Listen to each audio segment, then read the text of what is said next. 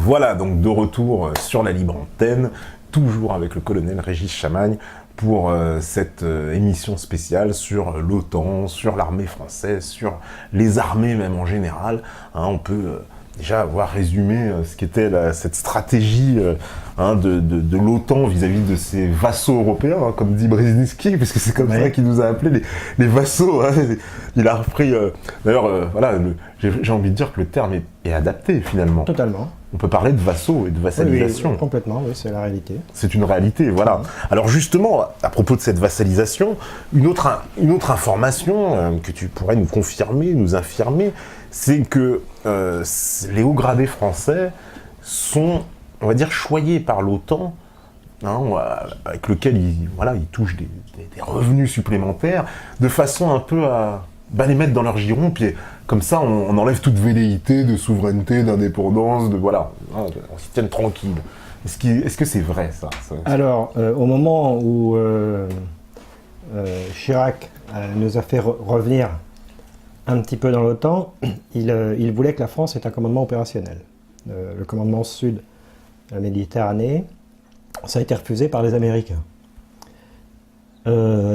Et depuis que nous sommes rentrés dans le commandement militaire intégré, nous avons un poste important à l'OTAN, enfin important, oui, par le titre, pas forcément par les responsabilités, qui est le poste de commandeur de la transformation, du commandement de la transformation. Il faut savoir que quand l'OTAN s'est restructurée, après la chute du mur, au départ il y avait deux commandements opérationnels, SACLANT et SECURE.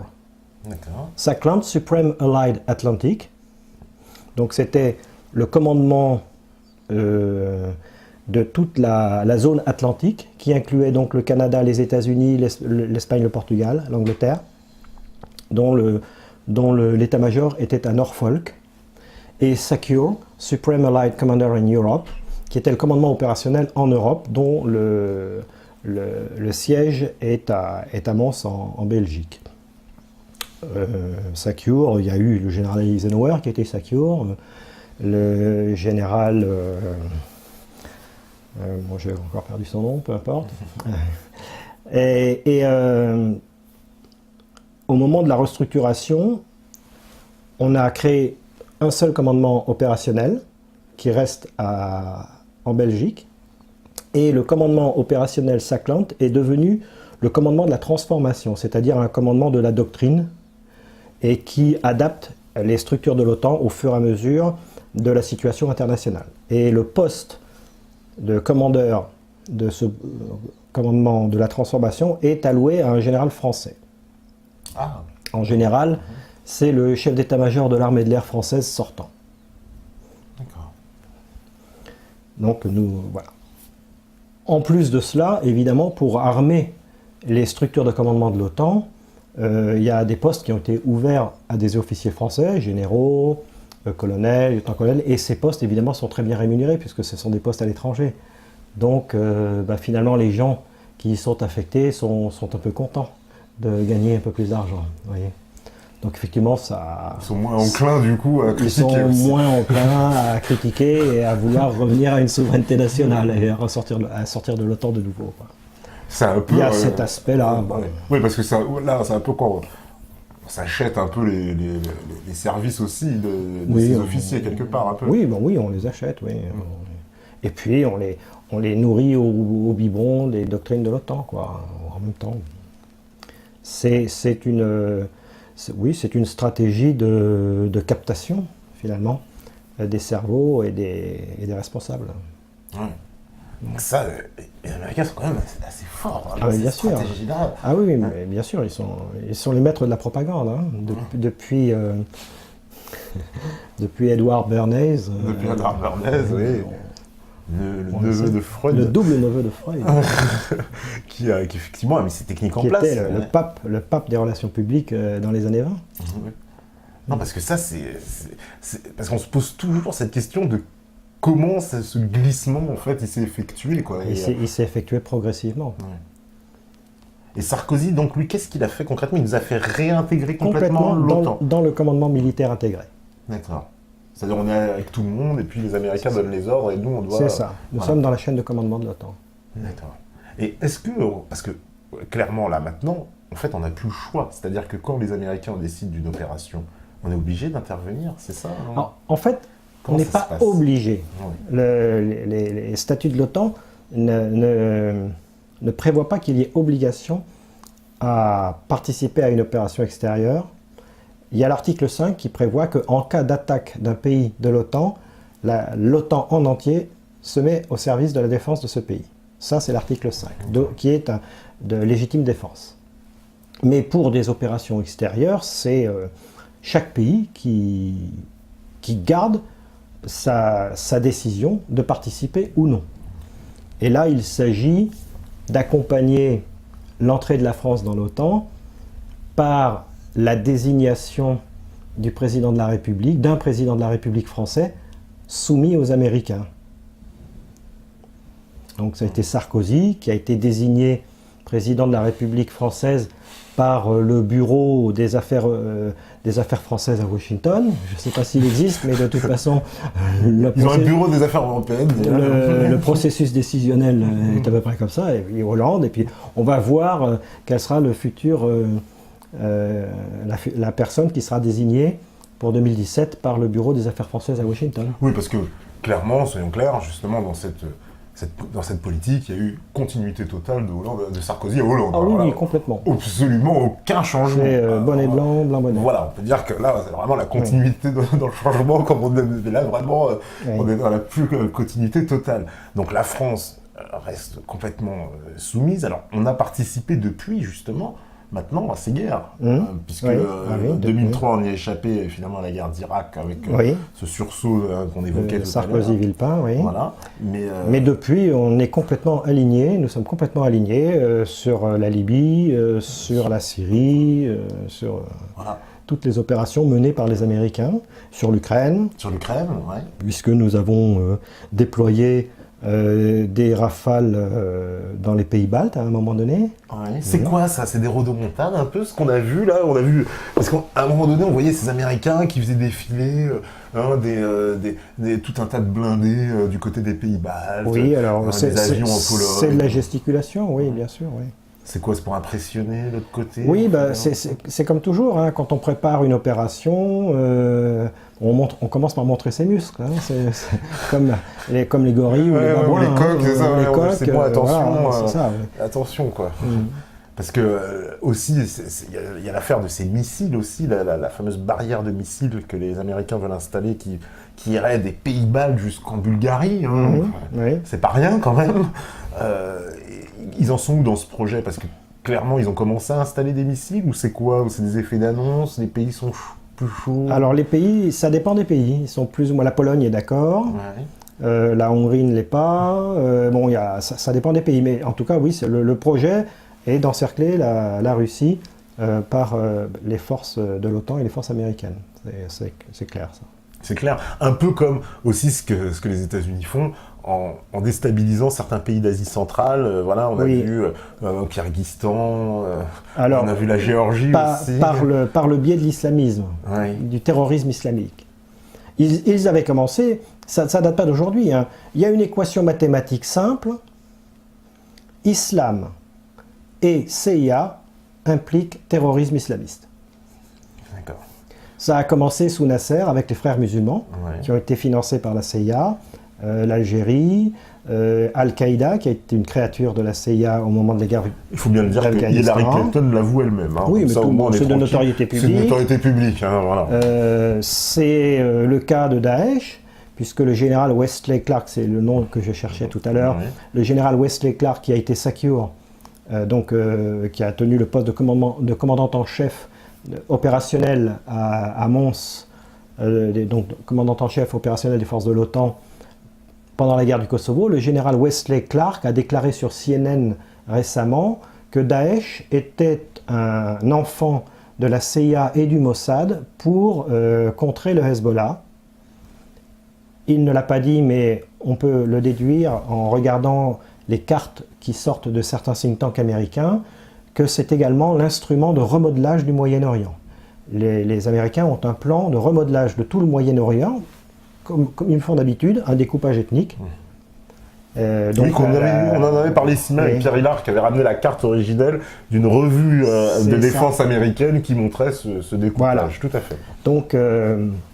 Donc c'est dans le plan américain. Cette information a été confirmée par le général Flynn, qui a démissionné de son poste de patron de la DIA. La DIA, c'est la Defense Intelligence Agency, c'est l'équivalent de la DRM en France. C'est quoi la CIA de l'armée en fait? Non, c'est le renseignement, mais c'est la direction du renseignement militaire. Comme la direction du renseignement militaire en France. C'est exactement l'équivalent. Et le général Flynn a également déclaré que Daesh était une créature des États-Unis. Voilà. Donc, après, on peut se poser la question de la lutte contre Daesh. Mais voilà, clairement, parce que cette lutte contre Daesh, alors justement... Jusqu'à présent... On nous parle de frappe aérienne, justement, ça tombe bien, c'est quoi ces frappes aériennes? Alors, c'est quoi? Alors, il faut d'abord préciser certains principes stratégiques. En matière d'opération aérienne, il y a un principe stratégique fort qui est qu'il faut qu'il y ait une unité de commandement. Les Américains en ont fait la douloureuse expérience au Vietnam. Il y avait 7 commandeurs opérationnels qui avaient leur propre stratégie. Et donc il n'y avait pas d'unité stratégique et on a vu le résultat. Une perte de moyens, un gaspillage de moyens, des bombardements sans cohérence, sans aucune idée stratégique. Et donc, tirant les enseignements de la guerre du Vietnam, l'US Air Force a développé le concept de JFAC, Joint Force Air Component Commander, c'est-à-dire le commandeur unique de toutes les forces aériennes. Ce concept a été mis en œuvre pour la première fois au cours de la première guerre du Golfe. Il y avait un seul patron de toutes les forces aériennes de la coalition, que ce soit des armées de l'air en présence ou des avions qui décollaient c'est un Américain qui décidait, par exemple, les Français qui étaient impliqués dans cette guerre. C'est ça, c'était sous commandement. Voilà. Donc un commandant unique. Que se passe-t-il en Syrie? Il y a plusieurs pays qui interviennent. Il y a la Russie qui s'est engagée aux côtés de la Syrie. Donc on peut penser que les Russes et les Syriens, eux, ont un commandement unique pour les opérations aériennes. Ce commandeur opérationnel est en particulier responsable de la coordination de tous les mouvements aériens au-dessus du théâtre. Donc, entre autres, pour éviter les problèmes de tirs fratricides ou de conflits potentiels entre des avions amis. Là, on apprend que la France, de façon autonome, décide d'aller frapper un objectif. Donc, c'est contraire au principe élémentaire de la stratégie aérienne. Bon, cela dit, si l'on observe l'objectif qui a été frappé, c'est un camp d'entraînement qui est situé complètement à l'est de la Syrie, donc sur la périphérie géographique de la Syrie. L'attaque a été menée depuis une base des Émirats, située aux Émirats Arabes Unis. Une base que Sarkozy a ouverte à l'époque, c'est ça. Ouais. Donc ils ont fait l'aller-retour depuis les Émirats Arabes Unis pour bombarder cet objectif complètement situé à l'est de la Syrie. Donc périphérique d'un point de vue géographique. Mais c'est également un élément périphérique du système. Parce que quand on mène une campagne aérienne que l'on veut cohérente, efficace et intelligente, il faut faire au préalable l'analyse de l'ennemi en tant que système. Et dans un système c'est un ensemble d'éléments en interaction dynamique orientés en fonction d'un but. C'est ça un système. Donc on analyse l'ennemi sous cet angle-là. Et dans un système, il y a des éléments centraux, stratégiques, et il y a des éléments périphériques. Un centre d'entraînement, dans le cas de Daesh, c'est un élément périphérique du système.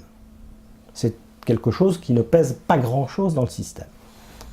Donc la France est allée bombarder un centre d'entraînement, probablement vide, puisque Daesh est une créature des États-Unis, que la France agit sous l'ordre des États-Unis, on n'allait pas aller tuer des gens qui sont la créature des États-Unis. Donc probablement, je dirais que la probabilité est très importante, que probablement le camp d'entraînement avait été évacué au préalable. Donc finalement, on a envoyé 5 rafales avec un ravitailleur en vol pour leur donner du pétrole le long du voyage, et un Atlantique pour faire le PC volant et un peu de renseignement, pour détruire des casemates, des baraquements vides, quoi, en gros. D'accord. Et ça dit toute l'idée stratégique de ce bombardement. Officiellement, on prend la posture de combattre Daesh, mais dans la réalité, on ne lui fait pas de mal. C'est la posture. L'analyse du choix de cet objectif, finalement, montre la stratégie qu'il y a derrière. Prendre la posture de la lutte contre Daesh, mais surtout ne pas réellement lui faire de mal. C'est ça la position de la France. Donc là, on a décrit la position de la France et des États-Unis et de l'OTAN dans le cadre de la lutte contre Daesh. En parallèle, les Russes et les Syriens, eux, mènent une réelle guerre contre Daesh, qui porte ses fruits. Les Russes ont commencé par attaquer un poste de commandement dans la ville d'Alep. Il faut reprendre la ville d'Alep, donc l'objectif est de reconquérir progressivement le terrain conquis par Daesh, et donc là, les éléments stratégiques du système, ce sont les postes de commandement et les centres logistiques importants. Donc les Russes ont commencé par détruire un poste de commandement. Ils ont tué, d'après les informations, 38 personnes. Bon, c'est l'information de guerre, donc à prendre avec des pincettes, hein, parce qu'on sait bien que toute information de guerre peut être de la propagande. Donc. Mais en tout cas, la volonté est claire. C'est une volonté de détruire Daesh, et ils s'y prennent de la façon dont il faut s'y prendre. Intelligente, en analysant les points de vulnérabilité stratégique de l'ennemi, et en frappant ces points de vulnérabilité.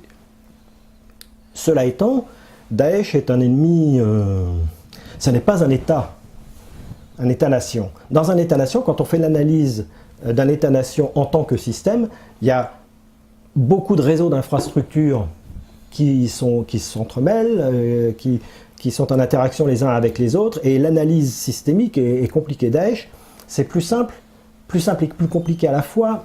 Je vais dire pourquoi. Plus simple parce qu'il y a moins de types de cibles potentielles, puisque c'est une armée sur le terrain. Plus compliqué aussi parce que cette armée est composée de fanatiques. En théorie de la guerre, une armée structurée, quand on détruit le chef, quand on tue le chef, cette armée perd de sa substance. En général, elle capitule. Dans toutes les guerres depuis l'Antiquité, quand on arrivait à tuer le chef de l'ennemi, le général ennemi, en général, c'était la fin. Daesh, c'est pas exactement pareil. Parce que comme ce sont des groupes fanatisés et extrêmement éclatés, même si l'on tue un chef local, j'imagine que le PC de commandement qui a été détruit à Alep devait être du niveau d'un PC de petite brigade, à peu près, hein, à vue de nez. Même si on tue le chef et son état-major, des groupes humains constitués de fanatiques peuvent continuer à se battre. Parce qu'ils sont fanatisés. Ça ne détruit pas forcément toute la cohérence du système.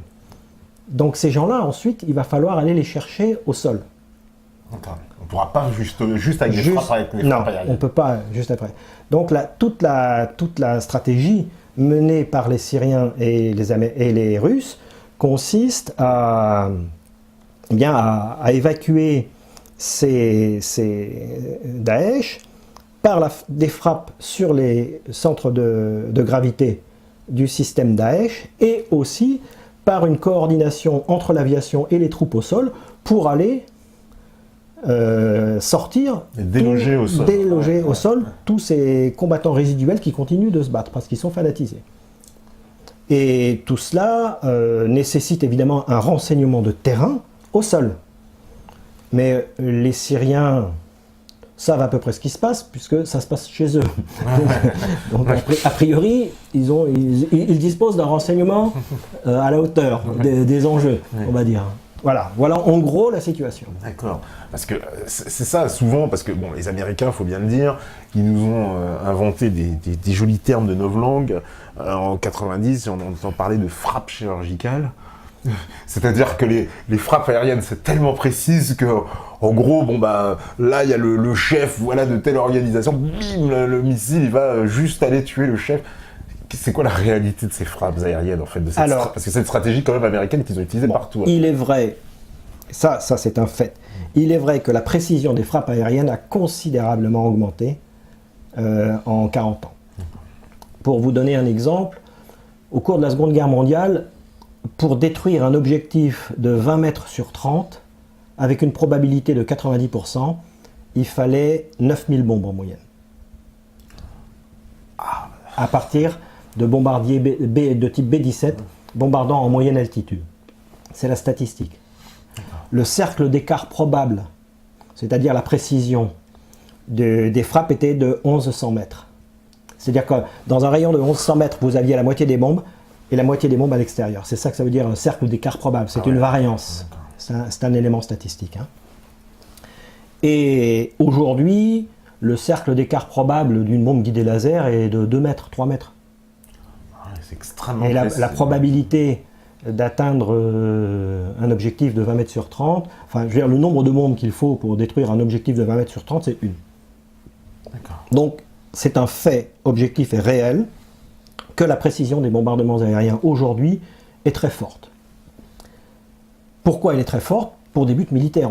Tous les armements de précision ont été développés dans un but militaire, pour augmenter la précision et donc l'efficacité militaire. Ça, c'est la réalité.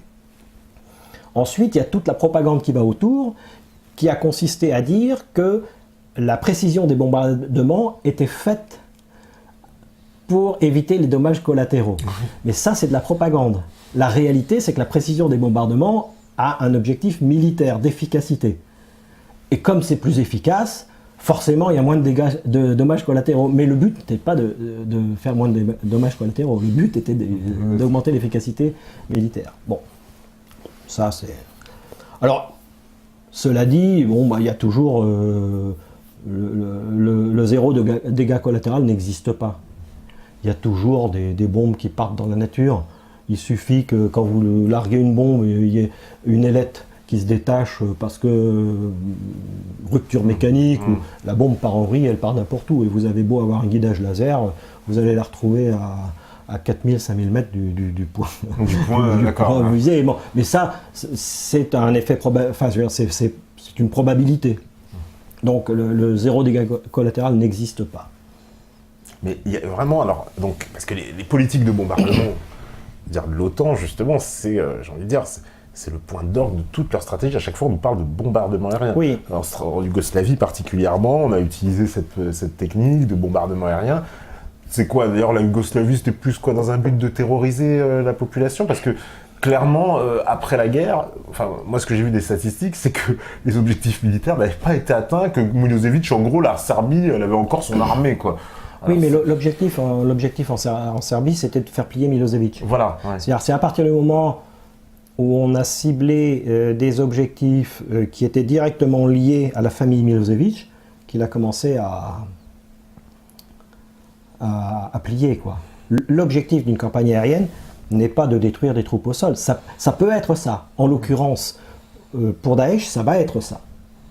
Détruire les postes de commandement, détruire l'armée au sol, détruire les centres de logistique, détruire les unités blindées mécanisées s'il y en a, de première ligne, oui, parce que le système Daesh est ainsi fait. Mais quand on s'attaque à un État-nation, on n'est pas obligé de détruire les troupes au sol. Si on peut s'en passer en ciblant des éléments qui constituent des vulnérabilités stratégiques de l'État adverse, et par ce fait-là, d'atteindre la volonté politique du leader, il vaut mieux faire ça. Donc tout repose sur l'analyse, les objectifs. L'objectif dans une guerre, c'est toujours de faire plier le général ennemi, le décideur ennemi. C'est-à-dire celui qui décide de continuer la guerre ou d'arrêter la guerre, de négocier, c'est lui qu'il faut faire plier. C'est ça l'objectif d'une guerre. Et pour ce faire, eh bien, il faut le prendre par le meilleur bout, par celui qui va l'atteindre lui le plus facilement et le plus rapidement. Alors, qui est le commandeur de Daesh? Qui est le grand chef? Bon, on nous présente al-Baghdadi, mais bon, je ne sais pas trop. Qui prend les grandes décisions? Où se prennent les grandes décisions? Oui. Peut-être à Washington? Ça va être dur de bombarder. Là. Ça va être dur de bombarder Washington. Je ne sais pas. Ouais. Mais bon, c'est une possibilité. Parce que c'est vrai qu'on se pose la question, par exemple, les Américains qui ont mené l'invasion de l'Irak, je veux dire, au bout de, je sais pas, au bout d'un mois quasiment, je veux dire, enfin tout était... En 2003? Oui, en 2003, c'était... 3 semaines. 3 semaines, voilà. Donc c'était plié en 3 semaines, on va dire, cette affaire d'invasion, un grand pays comme l'Irak. Et là, Daesh, qui n'est pas justement une armée, il n'est pas une véritable nation, enfin au sens où on l'entend, comment se fait-il que depuis des mois, non, on n'arrive à rien? Alors d'abord, l'Irak en 2003 était déjà très très affaibli par la guerre de 1991 et par l'embargo et les frappes qui ont suivi, parce qu'il y a eu plusieurs opérations de frappe aérienne en 98, je crois. Il y a eu plusieurs opérations de frappe aérienne sur l'Irak entre 91 et 2003. Donc l'Irak était déjà très affaibli. C'est pour ça que finalement l'invasion n'a duré que 3 semaines. Quant à Daesh, on va voir le résultat, parce que maintenant que les Russes s'y sont mis avec les Syriens et maintenant qu'ils font ça de façon cohérente et intelligente, on va bien voir combien de temps ça va durer. La question effectivement sous-jacente, c'était, que tu avais en tête, j'imagine, c'était est-ce que avant on frappait, on voulait véritablement d'être... Non, je ne pense pas. Je pense que, et là il y a plusieurs témoignages qui laissent penser que des bombardements qui ont été effectués par l'OTAN au préalable contre Daesh visaient plutôt à couper les lignes logistiques entre l'armée syrienne et Daesh pour éviter à l'armée syrienne de pouvoir reprendre des villes. Donc l'objectif était plutôt de gêner les Syriens et de permettre à Daesh de progresser. Maintenant que les Russes sont dans la partie, on va bien voir combien de temps il va falloir pour détruire Daesh en Syrie. Parce que là, on aura une véritable expérience. D'accord. Les Américains, ils ne se tenteront pas quand même. On sait qu'ils vont savonner la planche par derrière, parce que j'ai vu qu'ils essayaient déjà de mettre la pression à la Grèce, à la Bulgarie, pour empêcher le survol de leur territoire par des avions russes. Enfin bon. Oui, non, mais ça, c'est... Enfin, je veux dire, les avions russes Là, c'est un jeu diplomatique, si tu veux, parce que la Syrie a demandé l'autorisation de survol de la Grèce, de la Bulgarie, pour tester qui est avec moi. Parce que d'un point de vue géographique, il suffit de prendre une carte, les avions russes n'ont pas besoin de passer par la Grèce ou par la Bulgarie pour aller en Syrie. Ce n'est pas le plus court chemin. Donc, je pense que c'était plutôt un test diplomatique de la part de Poutine de demander des autorisations de survol. Ça n'avait rien d'opérationnel. Ce n'était pas du tout lié à une question opérationnelle. D'accord, parce que alors justement, dans ce grand jeu, il y a un grand pays, c'est la Turquie, qui fait partie de l'OTAN. Oui. Quel est un peu le jeu de la Turquie? Parce que depuis le début, on a l'impression qu'ils jouent presque un double jeu, les Turcs. Alors, le jeu de la Turquie est très bizarre. D'un côté, ils ont demandé... vous savez qu'actuellement, la Turquie est membre dans l'OCS, dans l'Organisation de coopération de Shanghai. C'est comme des poupées russes, des poupées gigognes. Il y a 3 cercles. Le premier cercle, ce sont les pays membres, est constitué des pays membres. Le deuxième cercle est constitué des pays observateurs. Et le troisième cercle est constitué des pays avec lesquels l'OCS entretient des rapports privilégiés. La Turquie fait partie du troisième cercle. Elle avait demandé à entrer dans le deuxième cercle comme pays observateur pour, in fine, entrer en tant que pays membre dans 2-3 ans. Elle avait demandé ça pour la réunion de l'OCS qui s'est déroulée dans l'Oural au mois de juillet, le 8 ou 9 juillet de mémoire, en parallèle avec la réunion des BRICS. Bien. C'était quasiment acquis, et finalement ça ne s'est pas fait, parce que la Turquie a participé aux opérations contre le Yémen, sous commandement de l'Arabie Saoudite. Donc la Turquie joue un drôle de jeu, en elle-même,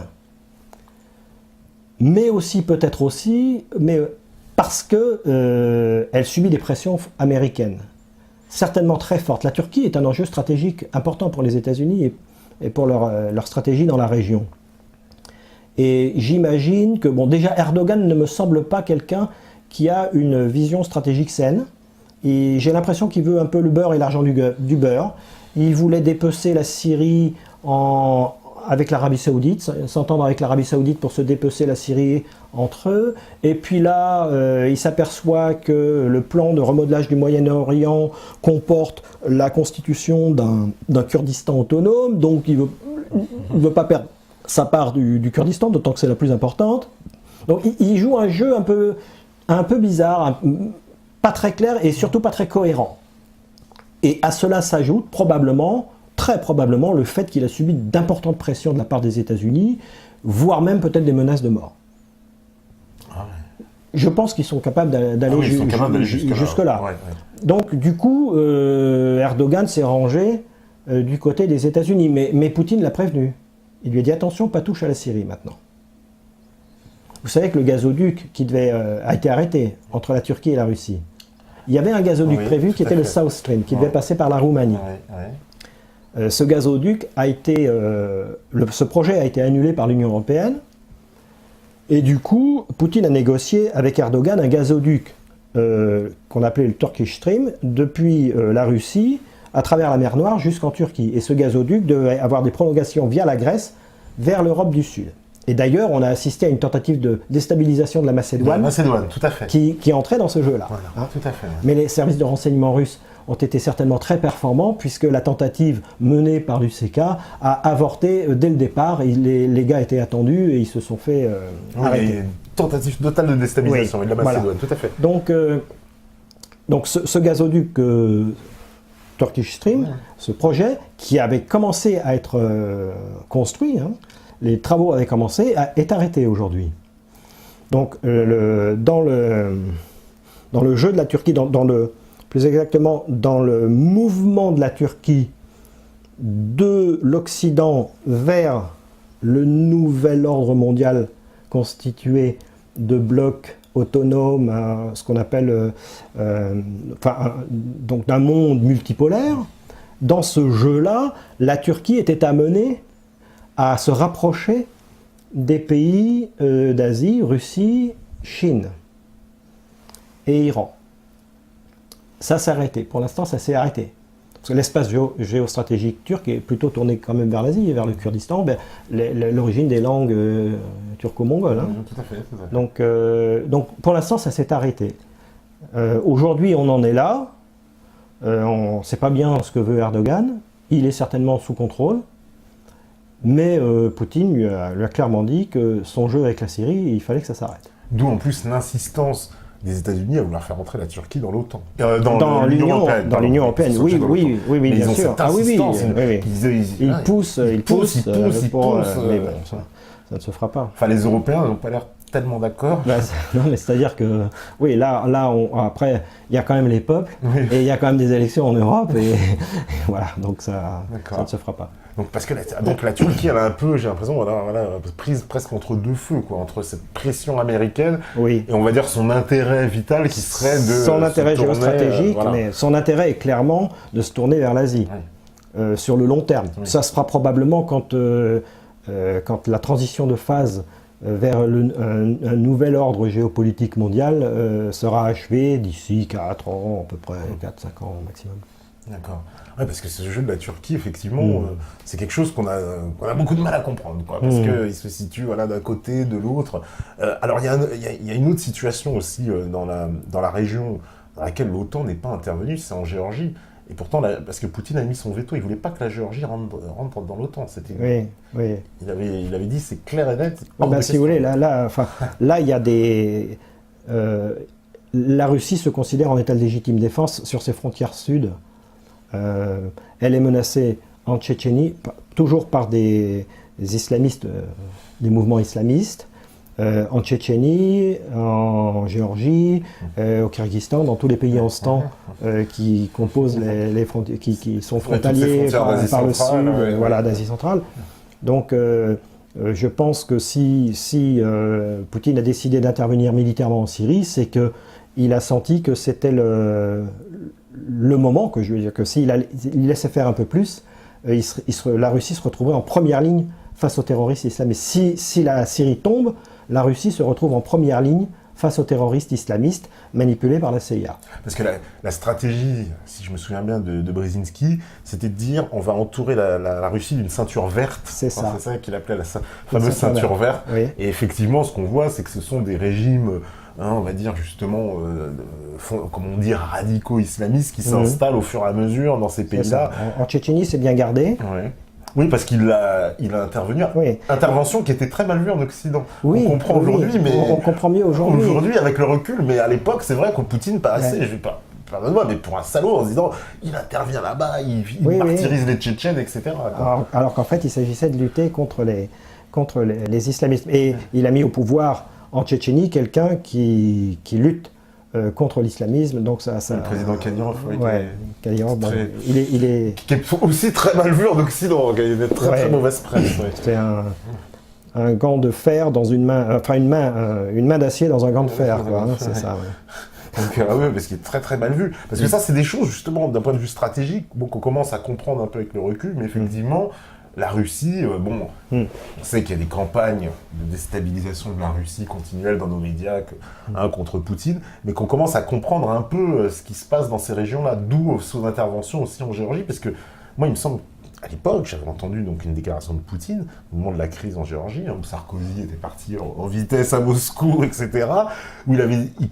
clairement, où il disait, si l'OTAN veut la guerre, ils auront la guerre. C'est-à-dire qu'on était arrivé à un point... à partir du moment où les intérêts vitaux sont menacés, il n'y a plus d'autre choix. Sinon, c'est la destruction du pays. Ouais. Donc, il a attendu... Enfin, je veux dire, il a testé tout, les négociations, le respect du droit international, et jusqu'au bout du bout. Et puis, à un moment donné, les intérêts vitaux sont menacés, donc il faut intervenir. Il faut taper du poing sur la table.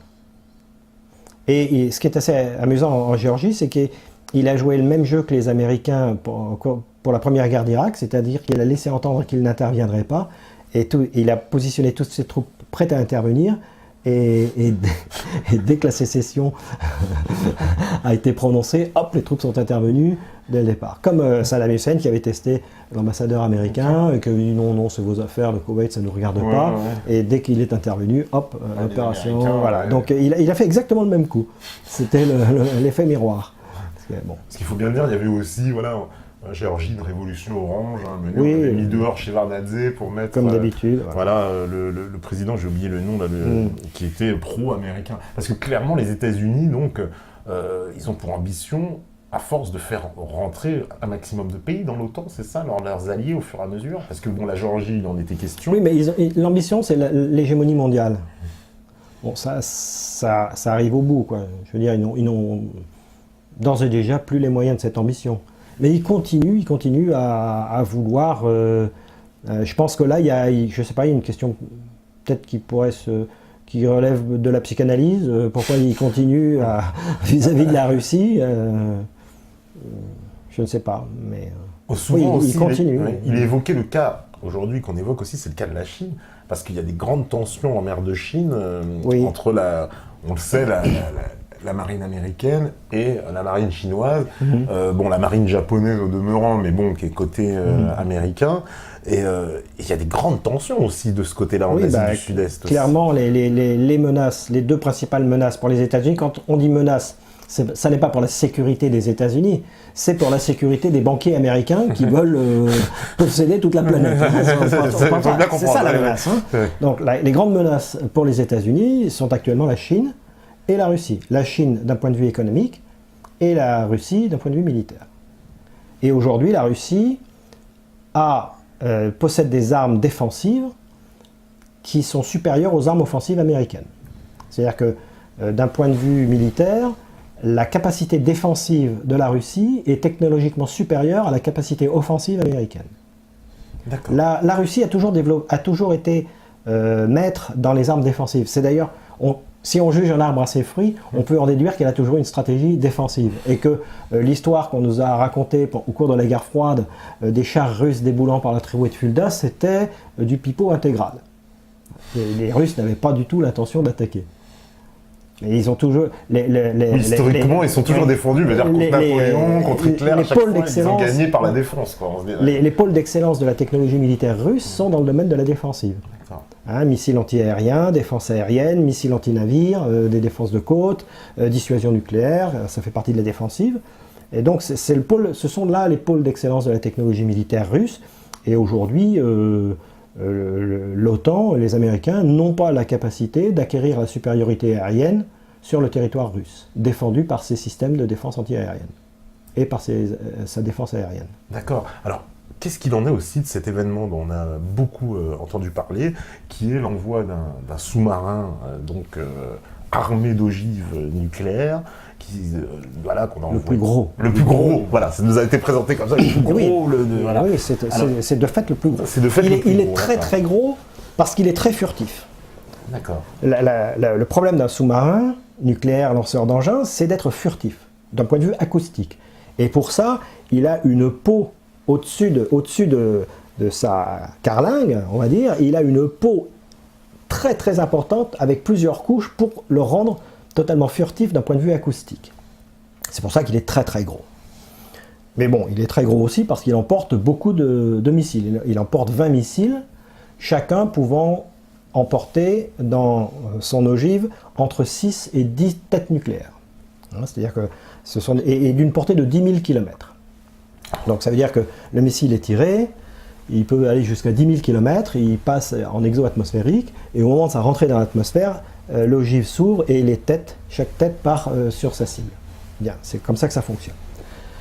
L'emploi opérationnel d'un sous-marin nucléaire lanceur d'engins consiste à être furtif, à ne pas se faire voir. Il a sa zone d'opération et il doit être indétectable jusqu'au moment où on lui donne l'ordre de tir. À ce moment-là, il monte juste en dessous de la surface et il tire ses missiles. Donc il est assez bas, assez profond, il a une certaine profondeur, et quand il reçoit l'ordre de tir, il remonte à la surface, il reste juste en dessous, et là il tire ses missiles. C'est ça l'emploi opérationnel d'un sous-marin nucléaire lanceur d'engins. Donc annoncer qu'on envoie un sous-marin nucléaire lanceur d'engins dans une certaine région, en l'occurrence près des côtes syriennes, est d'un point de vue opérationnel et militaire totalement absurde. Parce que justement, il doit être furtif. Oui, et comme ces missiles ont une portée de 10 000 km, l'espace maritime dans lequel ils peuvent se situer pour atteindre leur cible potentielle aux États-Unis est très vaste. Donc d'un point de vue militaire et opérationnel, dire « je vais positionner mon sous-marin nucléaire lanceur d'engins à tel endroit » est totalement idiot. Donc la raison n'est pas opérationnelle, elle n'est pas militaire. La raison est politique. En mettant ce sous-marin, en envoyant ce sous-marin à proximité des côtes syriennes, Poutine signifie en quelque sorte que la Syrie fait partie du sanctuaire russe. La dissuasion nucléaire repose aussi sur le concept de sanctuaire. Ne touchez pas à notre sanctuaire, sinon on vous balance des bombes atomiques. La doctrine de De Gaulle était claire à l'époque de la guerre froide. Il disait « le premier soldat russe qui pose un pied sur la rive occidentale du Rhin et Moscou est rayé de la carte ». C'est donc le sanctuaire. La France est un sanctuaire, on ne touche pas au sanctuaire. Le fait que Poutine mette ce sous-marin ostensiblement proche des côtes syriennes signifie au monde qu'il intègre la Syrie dans le sanctuaire de sa dissuasion nucléaire. Ça veut dire ne touchez pas à la Syrie. C'est ça que ça veut dire. Donc ça n'est que politique. D'accord, c'est plus un symbole politique. C'est un symbole, ça n'est que ça. D'accord, ça n'a pas de... Ça n'a pas de portée opérationnelle, c'est même, d'un point de vue opérationnel, c'est contre-productif. C'est contre-productif, oui, parce que effectivement, vous devez envoyer un sous-marin et dire bah, attention, il sera là-bas, c'est vrai que voilà. Quelque chose d'un peu incohérent. D'accord, parce que ça, c'est quelque chose qui a été... Alors là, on a vu les Chinois aussi, qui vont envoyer donc 1000 fusiliers marins, un porte-avions, c'est... Oui, alors là, les Chinois entrent dans la danse aussi, c'est un signe politique, et on sent, à travers ça, qu'un jeu d'alliance est en train de se constituer. C'est-à-dire que les Chinois s'engagent. Ce qu'on n'avait pas vu, j'ai envie de dire, c'est une première dans l'histoire. C'est une première. Ils ont déjà, c'était au printemps dernier, ils ont mené des exercices maritimes conjointement avec la Russie en Méditerranée. C'était la première fois que la marine chinoise, la marine de guerre, œuvrait en Méditerranée, conjointement avec la marine russe pour des exercices. Donc là, oui, le signal est fort. Ça veut dire que la Chine s'engage. Tu connais la différence entre être impliqué et être engagé? Oui, enfin, une subtilité, c'est impliqué, c'est... c'est simple. Alors, voilà, dis-nous. Dans les œufs au jambon, la poule est impliquée, le cochon est engagé. C'est ça. Et là, la Chine s'engage. D'accord. C'est-à-dire que clairement, la Chine, mais on comprend. C'est-à-dire c'est la première fois dans l'histoire que la Chine, elle va dans un théâtre d'opération extérieure. Ils n'ont jamais été dans aucune opération. C'est une puissance défensive. La Chine aussi. C'est l'empire du milieu. Ouais. Donc c'est le centre, pour un Chinois, la Chine c'est le centre du monde. C'est l'empire du milieu. Ils ont une énorme diaspora, mais ils se considèrent comme le milieu. Le milieu. C'est effectivement... ils n'ont jamais eu de stratégie comme ça vers l'extérieur. Ça a toujours été offensive, militaire, défensive. Oui, une stratégie de préservation de leur espace. Ouais. Un peu. Alors d'ailleurs, c'est ça que je voulais faire le lien. Les pays qui sont, on va dire actuellement, les ennemis entre guillemets des États-Unis, sont des pays qui ont des stratégies défensives. L'Iran aussi, on peut parler d'une stratégie défensive. Ah bah oui, l'Iran. Depuis quand l'Iran a-t-elle eu une action offensive à l'égard de ses voisins? Je crois que... remonter peut-être à la Perséphanie d'ailleurs. Non, je crois qu'il y a eu une opération vers le XVIIe siècle comme ça de mémoire, mais je me trompe peut-être pas. Mais ça fait plusieurs siècles. L'Iran, depuis plusieurs siècles, n'a jamais attaqué personne. Jamais. Dire que l'Iran est une menace est au regard de l'histoire, est une stupidité absolue. Parce que j'ai entendu aussi, alors pareil, information sur l'Iran, ce serait une des seules nations au monde à posséder une armée anti-aérienne, c'est-à-dire qu'ils ont un corps d'armée qui est un corps armé anti-aérienne, qui sont vraiment en pointe justement dans cette défense aérienne. Parce qu'ils savent que ça viendra du ciel. Ils ont du matériel russe, Iran. Ils ont des S-300, je crois, qui leur ont été livrés. Oui, alors ça, bon, je connais pas exactement les détails de l'organisation de l'armée iranienne, mais oui, ils ont beaucoup de...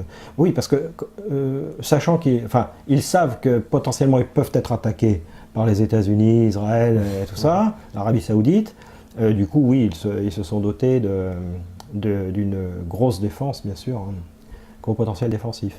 Voilà, et en particulier, justement, j'ai entendu parler de le missile S-300, et puis d'une défense aérienne. Ils fabriqueraient des drones aussi, ils seraient avancés dans le... Ils sont assez bons dans... Alors, ils doivent être assez bons aussi dans le domaine de la cryptologie et ces choses-là qui reposent sur les sciences mathématiques, sur la science mathématique. Ce sont d'excellents mathématiciens, les Iraniens. Et il faut se souvenir que Omar Al-Khayyam, très grand mathématicien du XIe siècle ou XIIe siècle, qui a résolu des équations du 3e degré à l'époque. L'algèbre a été inventée là-bas. Oui, tout à fait. Donc c'est une nation traditionnellement d'excellents mathématiciens et ils ont réussi à faire poser chez eux des drones américains de dernière technologie il y a déjà quelques années, le RB-170. Donc ça repose, tout ça. Arriver à faire ça demande des grandes compétences dans le domaine de la cryptologie, de la capacité à casser des codes. Donc tout ça, ça repose sur des mathématiques. Donc je pense qu'ils doivent être assez bons là-dedans. D'accord. Parce qu'en plus, c'est vrai qu'on se rappelle que les Américains, au début, dans le premier temps, avaient dit non, c'est faux, ils n'ont pas. Et puis une fois qu'ils avaient montré ça à la télé avec des généraux iraniens qui étaient venus, ils disaient si, l'avion est là, et ils disaient rendez-le-nous. Bon, c'était quand même assez drôle cet épisode. On va faire la deuxième petite pause, puisque c'est l'heure, la régie, elle est prête.